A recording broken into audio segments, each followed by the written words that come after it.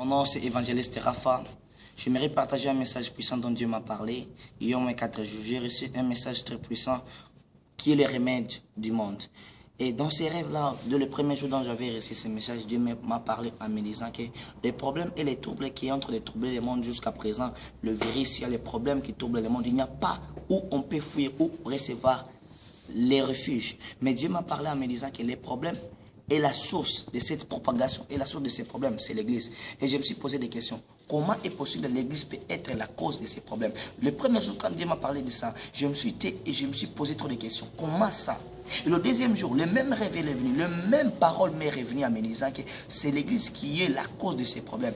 Et quand j'ai reçu ce message, je me suis dit et je me suis trop demandé qu'est-ce qui ne va pas. Nous, selon ce qu'on connaît, nous savons que l'Église est le seul endroit où on peut recevoir une refuge, la seule partie où on peut recevoir la bénédiction, où on peut recevoir une refuge. Mais comment est possible que l'Église peut être l'endroit où qui est la cause de cette maladie?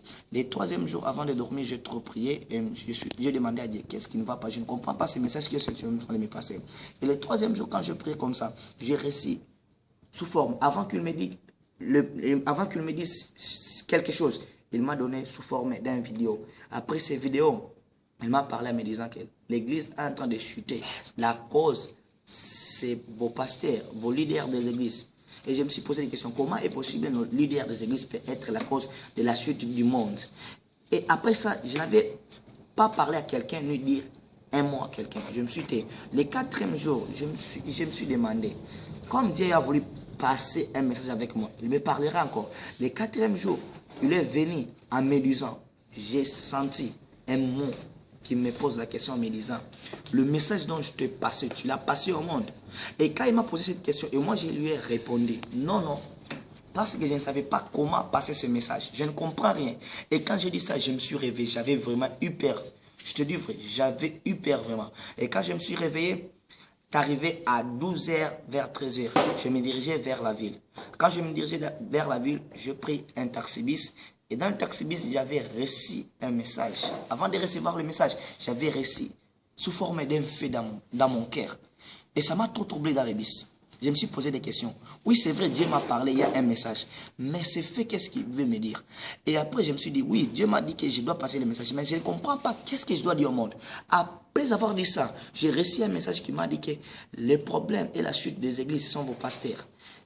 Après, il a continué à me dire que vos pasteurs ont fait des choses qui ne plaisent pas aux yeux de l'Éternel. Ils font le business dans l'église. Ils font les choses qui ne plaisent pas à Dieu. Ils prophétisent au monde qui est de bénédiction. Il n'y a pas la prière. L'église, ce n'est pas l'église de l'Antiquité qui criait, qui plairait, qui cherchait l'Éternel. Mais l'église de présent, tout le monde veut vendre de l'eau. Tout le monde veut vendre des pommes. Tout le monde veut vendre de l'huile d'onction. Pourquoi? Dieu veut une église de réveil, une réveil mondiale. Il cherche à qui peut mettre son esprit pour libérer le monde.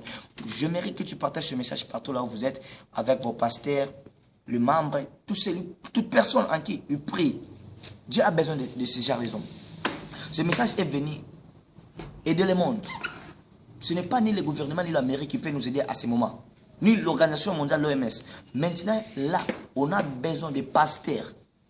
Je sais que beaucoup de pasteurs sont en mode confinement, mais la parole de Dieu n'est pas en mode confinement. Je te précise bien, la parole de Dieu n'est pas en mode confinement. Parce que Paul nous dit en 2 Timothée 2:9, en nous disant que moi, Paul, je suis en prison, lié, mais la parole de Dieu n'est pas en prison. Je mérite te dire ceci. Partout là où tu es, tu peux contacter une groupe de personnes, une groupe des intercesseurs dans ton église. Vous commencez à prier. Dieu veut guérir le monde, mais il cherche l'aide de notre humain. Nous voyons en Ézéchiel 22, verset 30, Dieu cherche quelqu'un. Tu peux construire le mur qui est détruit. Il cherche toi, pasteur, partout là où tu es. Ne dis pas que nous sommes en confinement. Parce que l'église, ce sont juste des bâtiments. Mais l'église, c'est toi. Tu es censé de rentrer sur ton poste pour guérir le monde. Les remèdes du monde, c'est toi, pasteur, de rentrer. Soyez bénis, transférez ce message. In the name of Jesus Christ. Amen.